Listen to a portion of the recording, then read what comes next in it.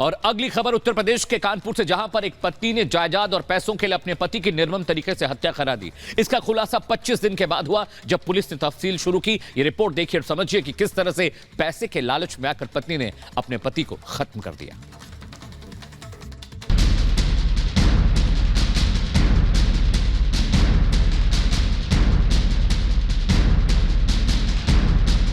पैसे और जायदाद के लिए एक महिला ने अपने पति तक को नहीं बख्शा।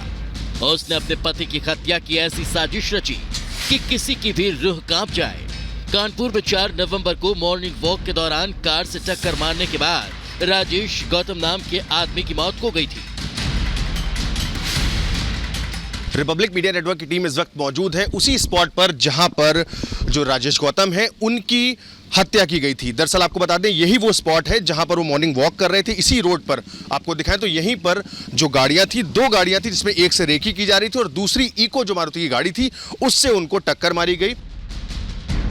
राजेश गौतम के परिवार ने उनकी हत्या का शक जताया था, लेकिन परिवार को क्या पता था कि साजिश रचने वाला कहीं और नहीं, घर में मौजूद है वो कोई और नहीं बल्कि राजेश गौतम की पत्नी उर्मिला ही थी। हालांकि उर्मिला अपने पति राजेश की मौत को हादसा बताती रही। राजेश की मौत की जांच कानपुर पुलिस कर रही थी। शुरुआत में ये मामला एक्सीडेंट का ही लग रहा था। उसके बाद आसपास के सीसीटीवी कैमरेज जब देखे गए गाड़ी आइडेंटिफाई करने के लिए, तो एक पैटर्न उसमें दिखा कि घर से निकलने के बाद 2 गाड़ी लगातार उसके पीछे चल रही थी और जिसमें से कि एक गाड़ी आगे जाकर यू टर्न करके भी वापस आई थी, जिसकी वजह से संदेह हुआ कि एक प्लान्ड तरीके से ये घटना को अंजाम दिया गया है। राजेश गौतम की मौत से उसका भतीजा इतना टूट चुका था कि उसने कातिल को ढूंढने की ठान ली। नेवी में तैनात राजेश के भतीजे कुलदीप ने चाचा राजेश की मौत के सबूत तलाशने शुरू कर दिए। उसके हाथ एक ऐसा सीसीटीवी लग गया जिसे उसने कानपुर पुलिस को सौंप दिया, जिसके बाद राजेश गौतम की मौत का सनसनीखेज खुलासा हुआ। कुछ चीजें जो शुरू से ही संदिग्धता पैदा कर रही थी कि 2 गाड़ियां होना, साथ में होना और घर से बाहर निकलते ही उनके पीछे लग जाना, फिर यू टर्न लेके फिर उनके पीछे लग जाना, तो फॉलो कर रही थी उनको। और वो जहाँ उनको मौका लगा 2-2.5 किलोमीटर चलने के बाद कि हाँ अब डिस्टेंस अच्छी हो गई है और अब लोगों का आवागमन भी इस जगह पर कम है, वहाँ पर उन्होंने देख के मौका मार दिया। मौका करके उन्होंने इसका एक्सीडेंट कर दिया। फिर फाइनली उन्हीं दोनों गाड़ियों का भागना, एक साथ भागना, फिर गाड़ी एक का फंसना, दूसरी गाड़ी में बैठ के फिर वहाँ से भाग जाना, नंबर प्लेट नोचना, ये कुछ चीज़ें ऐसी थी जो शुरू से लग रहा था कि यार नॉर्मल एक्सीडेंट तो नहीं हो सकता, ये कुछ होना हो, एक प्लान मर्डर ही है। पुलिस के मुताबिक टीचर राजेश गौतम की मौत कोई हादसा नहीं बल्कि सोची समझी साजिश के तहत इस वारदात को अंजाम दिया गया।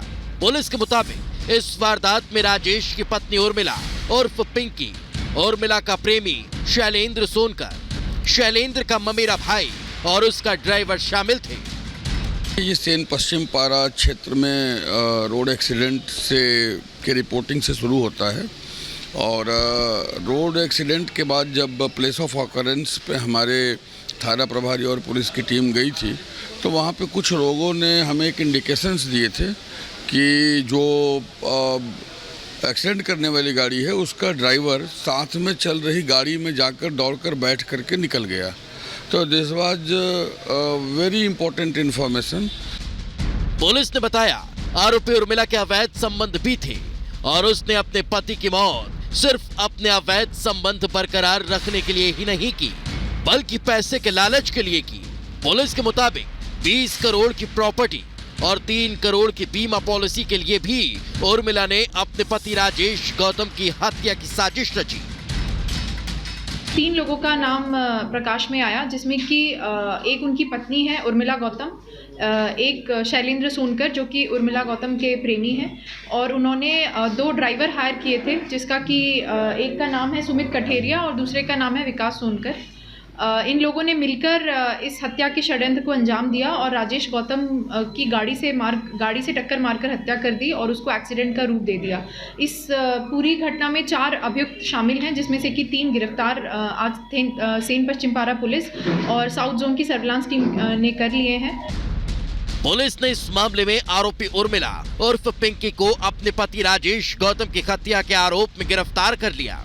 साथ ही उसके ड्राइवर को भी सलाखों के पीछे भेज दिया। हालांकि एक आरोपी अब भी फरार है, जिसकी तलाश की जा रही है। Bureau report, Republic Bharat.